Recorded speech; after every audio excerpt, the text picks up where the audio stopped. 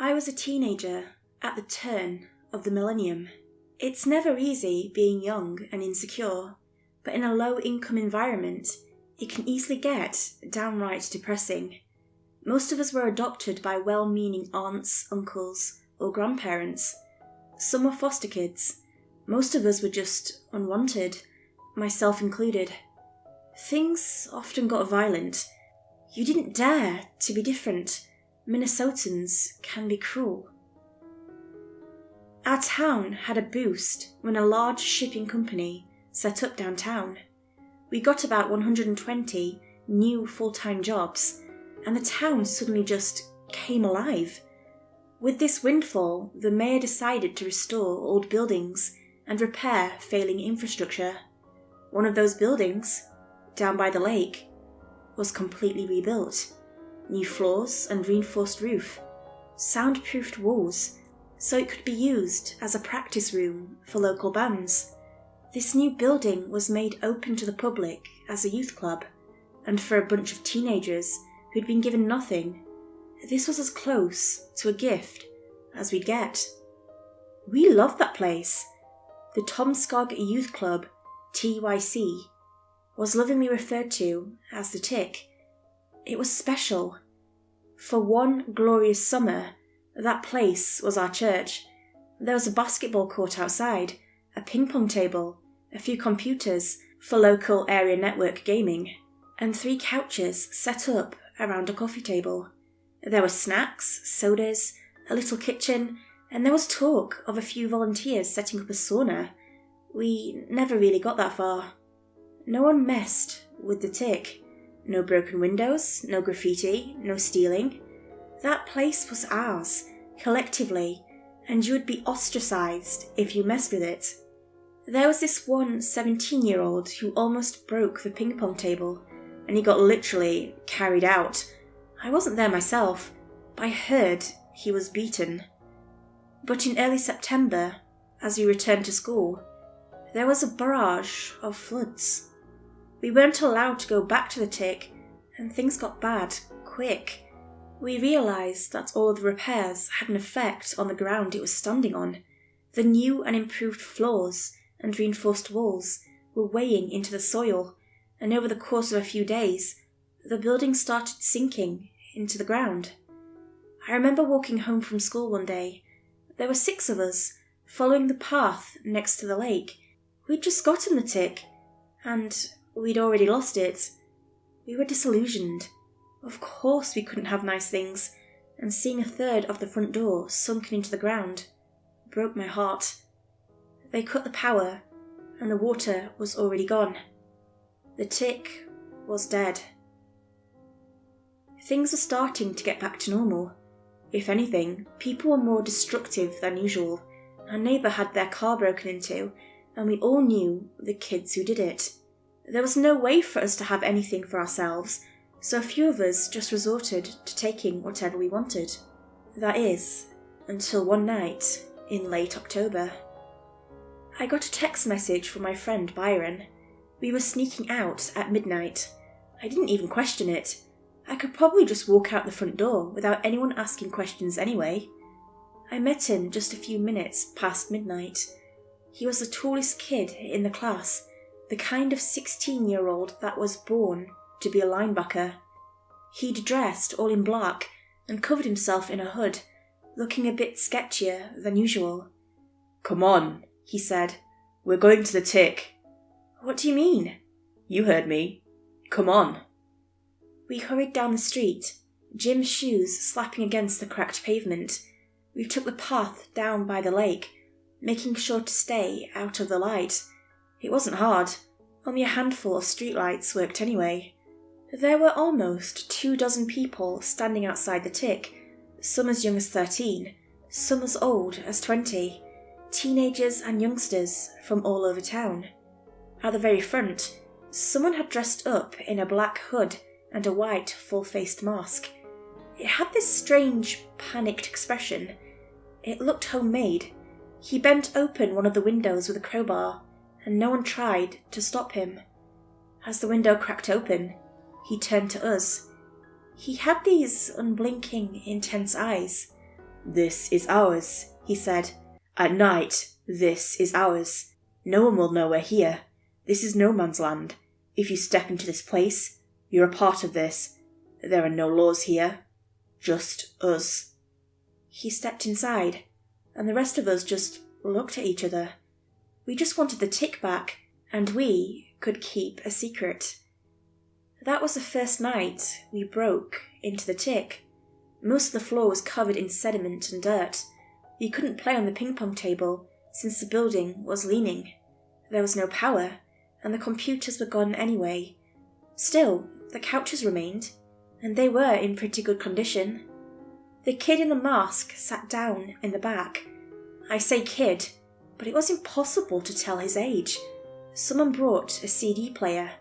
There were a few beers being passed around, and a few of us had brought flashlights. It was the only light we had. We covered up the windows with garbage bags. Using a few buckets from the broom closet, we moved most of the dirt into an adjacent room. We stayed up all night helping out, even without questioning it.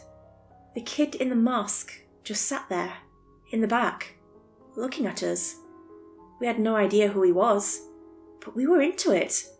We were taking back the tick. It was broken and battered, but goddammit, it was ours. Little by little, we turned the place into a haven. Byron brought a kind of floodlight that we covered in red plastic, sheathing the room in a red glow. We put up posters, scrubbed the floor, washed the tables, and aired out the couches. We set up a proper sound system powered by a car battery. The soundproof walls still worked to our advantage. From the outside, it was hard knowing what was going on, unless you knew where to look. I remember walking into the tick after a week of repairs, Friday night. It had been hard work, but skipping a few hours of school every now and then went a long way. You really don't need that much sleep when you're that age. There were almost 30 people there. I could barely recognise half of them.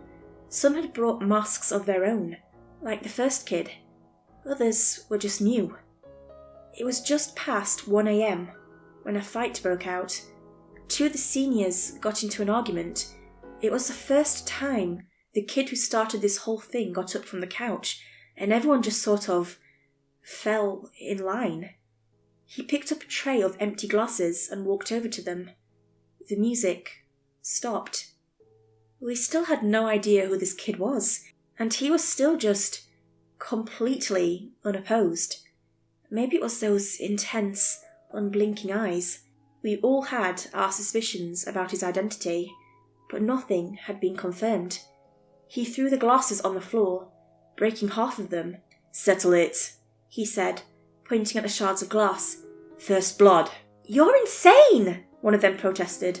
"No way!" "Then get out." "You don't get to!" "This is no man's land," the masked kid interrupted. "Law ends at the door." "I'm not cutting anyone." "Then you're out." It got dead quiet. The two seniors looked at one another. An ordinary Johnny Nobody named Kenneth just stood there. The other guy, on the other hand, picked up a palm-sized shard of glass. The two of them looked at one another. "Settle this," said the masked kid, "or get out." "I'm not cutting anyone." The senior with the glass shard stepped over to Kenneth, put an arm around him, and pricked him on the shoulder. A drop of blood. They had a nervous laugh about it. "See? Look, done. We're good, right?" There was a drop of blood. Just a drop. "You're in this," the masked kid warned them. "Laws won't protect you in here." A growing trend started that night.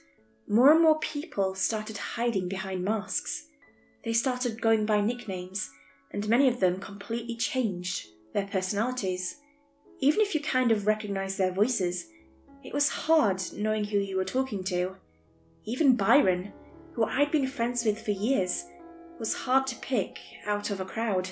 It became taboo talking about your mask. It was against the law of the tick. Arguments were to be settled with either a knife fight or banishment. Most people chose neither, instead settling on pricking themselves with a blade to show their dedication. It became sort of a ritual, and some started doing it like an absurd greeting. People were bringing gifts as tribute, and the tick started getting synonymous with the masked kid who first took initiative to reopen it. He was the tick. Bringing something to the tick was basically just giving it to him. After about a month of the tick reopening under this new management, you wouldn't recognise the place. Red lights, glow-in-the-dark graffiti on the walls, more chairs, a few sofas, a mini fridge, a few coolers. The ping-pong table had been repurposed into a sort of snack buffet. And the guests, well, by now, everyone had a mask, myself included. It was this bug-like full-head mask thing that I'd bought from a going-out-of-business sale. It smelled like death, and the eyes had a dark mesh that made me practically blind, but it was high quality for the price. But first and foremost, it was cool. Kids with cool masks had a higher status. Down at the tick, I was no longer just me. I was Bug. As Bug, I had a goddamn blast. I was more outgoing, more brazen. I hit on girls, I drank my first shot of vodka, and I didn't back down from a challenge. It felt good. I had an extra life without any expectations of who I was supposed to be, and I could really just let it all go for a while. I got swept up in the moment. I made out with a girl called Headache. I danced like an idiot to Rob Zombie, and I brought my own tribute to the tick, a bottle of shoplifted whiskey. And the tick? That first kid with a mask? Not a word.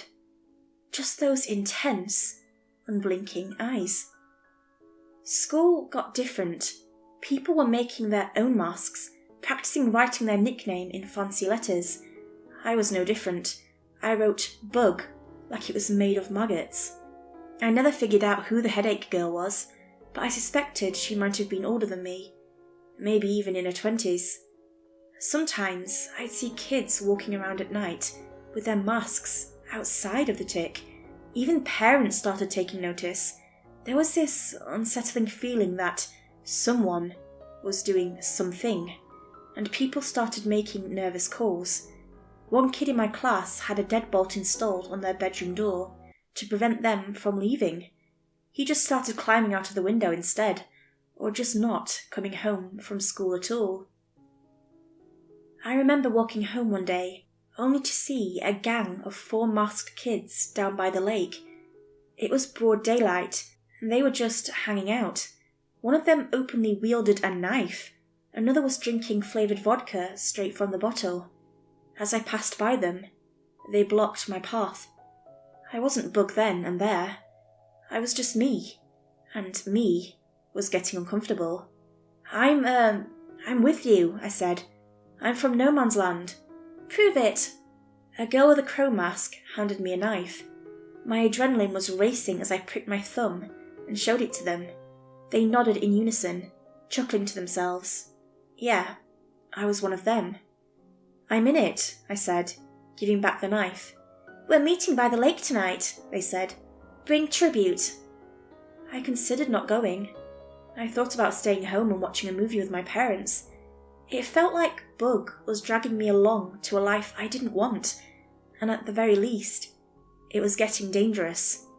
My thumb still ached. As night rolled around, I took a long look at the Bug mask. I'd started to hate it. I walked downstairs only to find my parents half asleep on the couch, having had a few glasses too many. There would be no movie tonight, or any other night. I didn't even care.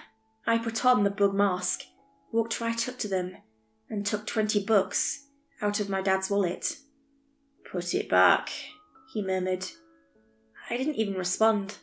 I just walked out of the door, crumpling my $20 tribute into a ball. A lot of us were already out on the street. There were sirens going off in the distance, and I had a feeling the tick had something to do with it. We were spreading, growing bolder, angrier. By the time I got to the path circling the lake, there were 6 of us. I was pretty sure one of them, a big guy in a boar mask, was Byron. We just never talked about it. Didn't seem right. We followed the path in silence until we heard something in the distance. Right there, down by the lake, the tick had moved outside of the soundproof walls. There was a bonfire. 3 masked teenagers drumming on empty paint cans. The masked kid was sitting barefoot down by the lake. At least 30 masks, illuminated by the fire. Some singing, some chatting, some laughing as they twirled their sharpened blades with bleeding thumbs. I barely had the time to sit down before the music stopped. We gathered by the beach as the masked kid stood up to speak. The mask looked different somehow.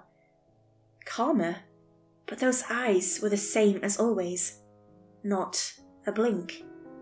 "Everywhere we walk is no man's land," he yelled, "and every face we wear is our own." There was something strange about his voice. It had an echo to it. "A life can be more than born," he continued. "It can be made, and we can make our own as we please." We yelled. We cheered. It made sense in some way. We were all just so angry. "We can't keep wearing these fakes," he spat. "We can't stay slaves to a life we never chose. We must make that choice ourselves, no matter the cost." A strange smell. The cheers stopped. It took me a few seconds to even notice the pain. The plastic melting into my skin. The edges of the mask growing hotter and hotter by the second. I grabbed the mask, trying to rip it off. I had trouble breathing. My mouth and nose filled up with the taste of burning rubber. I tried to scream, but drawing breath was impossible. It made me retch. Through the dark mesh in the eyes, I could see others around me tearing at their masks, screaming. Someone had torn off a big chunk of their hair. I fell to my knees, clawing at the mask. Finally, I managed to loosen the edge.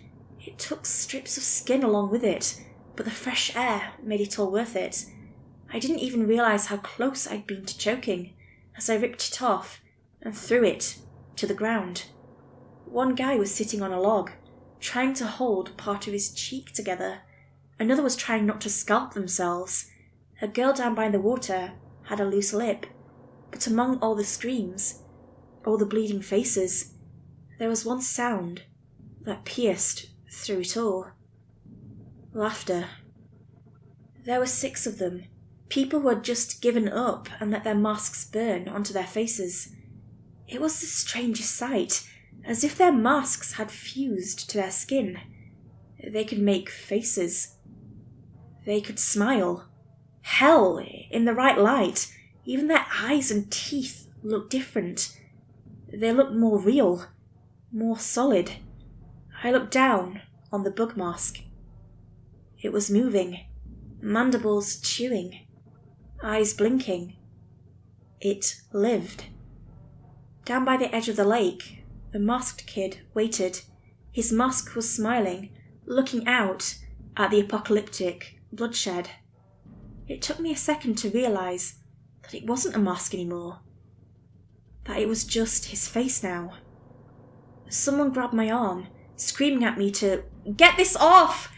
A few steps away, someone was trying to cut their mask off with a knife, only to stab themselves in the face. The laughter seemed to come from all over. There had been 6 of them, but now I counted 12. They were laughing at us. One young woman in a bird mask was cawing loudly, like a screeching crow. Were those talons on her hands? As I looked into the masked kid's unblinking eyes, the white face twisted into a grin. "You forgot your mask," he said, his mouth unmoving. "Don't forget your mask, bug."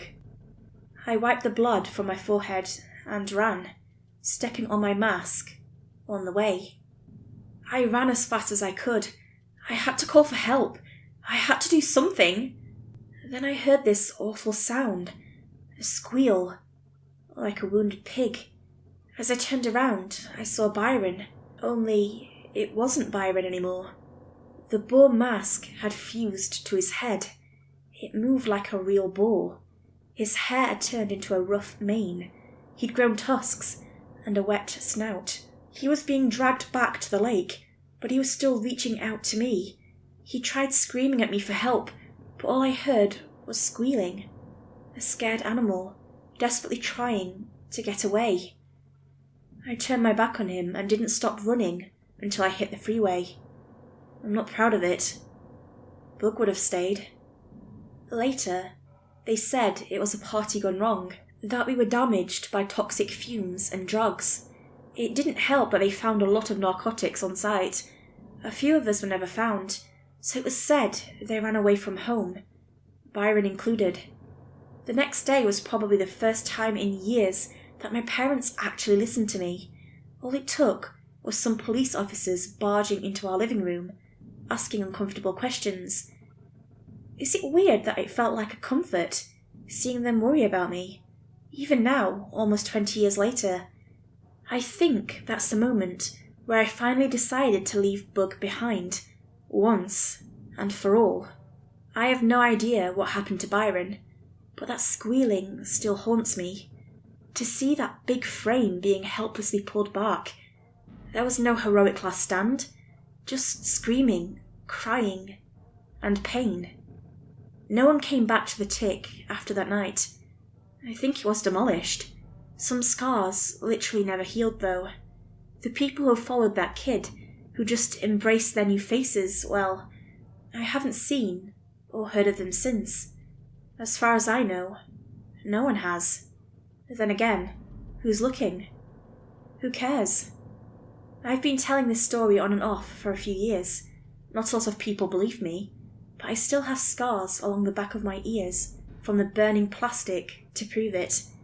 But the freakiest thing is that this is still going on. I'm sure of it.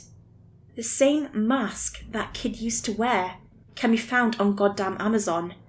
Eyewitnesses describe him in detail from a nightclub fire in 2007. He was also seen several times during the clown craze of 2016. I found several people on Reddit who've seen him. If you're one of them, no, you're not alone. I don't know what this will turn out to be in the end, just another thing in a long list of things that prey on vulnerable people.